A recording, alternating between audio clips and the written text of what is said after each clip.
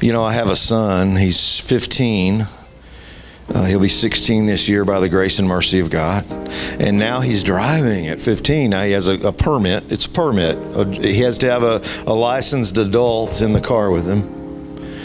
But he's driving. And he called me the other day when he was on his way to school one morning. And he said, "Dad, I just have a question for you. Is it okay if I drive like just 5 miles over the speed limit? I mean, is that okay?" And I said, "You know, son, they can pull you over for driving 2 miles over the speed limit if they want to pull you over.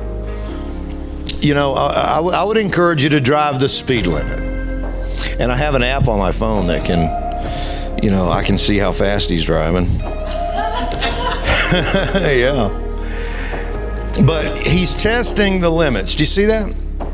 And we do that, right? And especially the younger generation. I like Proverbs chapter 22, verse 6.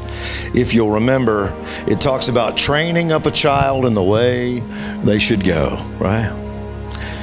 You know, we're supposed to, and I want to encourage you to do this. If you have anyone in your life, in your circle of influence, who's one of those youngsters, I want you to continue to encourage them to make the right choices, to pursue those things that are their gifts, to pursue those things that are their bent, if you will. Because that's what this is talking about. We're to train up a child in the way they should go, and when they're old, they will not depart from it. And it doesn't mean that they won't get off track, but at least they'll have a foundation to come back to. You know, it's not that hard to grow a child or grow a tree. Have you ever grown a tree? Planted a tree? I remember we put a magnolia tree in our yard as a kid when I was growing up. Just a little magnolia tree, and that sucker has grown into a giant tree. But I remember my dad always made sure that it was growing correctly when it was really young. Because have you ever tried to straighten out a crooked tree? It's not a very easy thing to do, is it?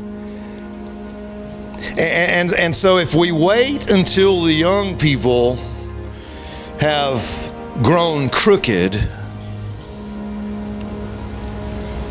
it's really hard to get it straight. And you know, that applies to, just like Sue said, that applies to us too. You know, maybe some of us are struggling with things where we got off track way early in our lives, and we're still trying to make some course corrections in those areas, perhaps. But what's the solution? And we see it right here in this verse, verse 9. Wherewithal shall a young man, or anybody, if you will, cleanse their way? Look at verse 9. It says, by taking heed thereto according to thy word. That's the solution. And I want you to think about that. Practical obedience to the Word of God. Taking heed to the Word of God. I mean, that's the solution. If there's any area in your life, if there's any area in my life, that nugget of wisdom that I want you to grab from this right here is that the solution to getting it straight, to getting it straightened out, whatever it might be, maybe nobody else even knows.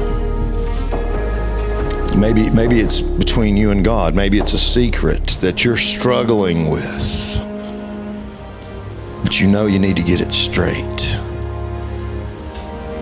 The solution: practical obedience to the words of the Bible. Practical meaning put it into practice. Live it out.